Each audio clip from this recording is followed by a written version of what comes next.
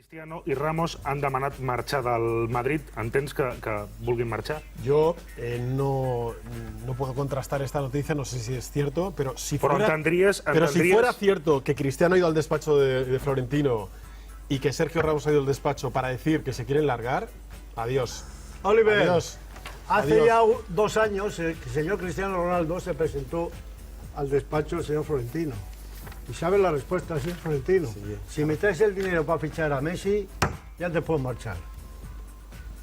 ¿Qué te crees? ¿Que el Cristiano Ronaldo se va a ir con una mano delante y otra detrás?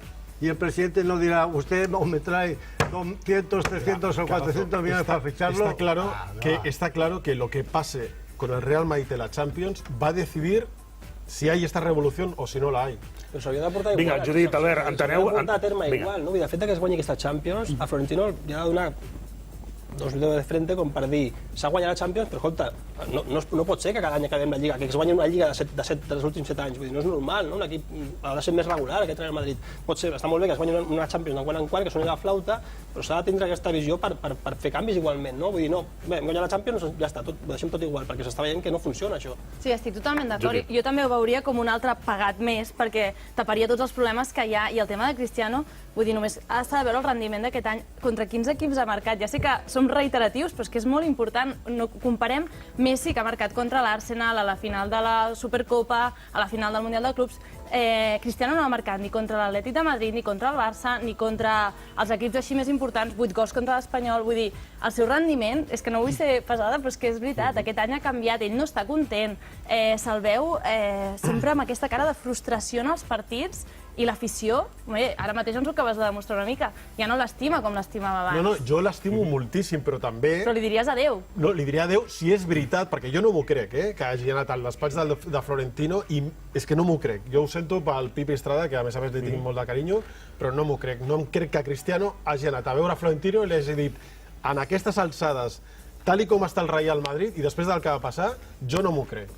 Jo no m'ho crec. No sabem si Cristiano marxarà, però sobta, perquè tant Cristiano com Sergio Ramos han estat protagonistes a les xarxes socials. A Instagram, Sergio Ramos ha penjat aquesta foto amb un missatge. Rendirse no és una opció.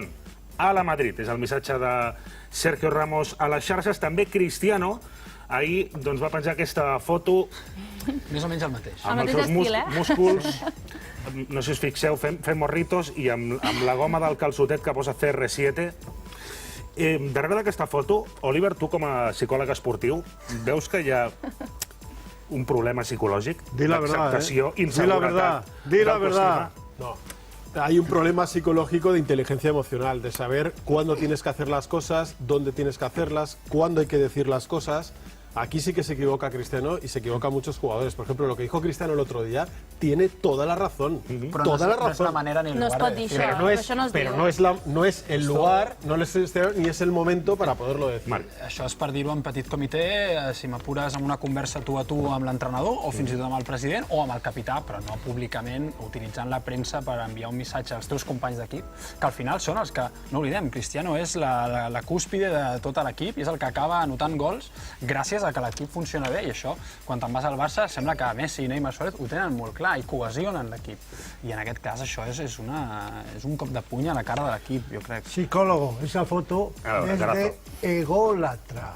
Ególatra. Tú no lo has dicho, no soy psicólogo, pero yo lo digo, es de ególatra. No, i també hi ha una altra cosa, que és que Cristiano és una persona molt treballadora, això sí que és veritat, no li podem negar, sempre diuen que és el primer que arriba, treballa molt i clar, té com aquesta, entre cometes, obsessió per la feina, que també el fa estar encara més frustrat, no? I potser aquestes declaracions que va fer l'altre dia són una mica aquest reflexe, no? De dir, és que jo ho dono tot tant, que no s'ha de dir, però que, clar, m'enfado quan els altres no fan tant com jo. És una mica, jo crec que per aquí. Però clar, això s'ha convertit una mica en obsessió i ara mateix està massa frustrat. Sí, però Albert, tal com està el Madrid, tampoc seria el moment més adient per penjar una foto com aquesta, no? Ja va passar el mateix amb el seu aniversari, vull dir, just després de perdre contra l'Atlètic de Madrid, pum, les imatges de la festa, ara després de les...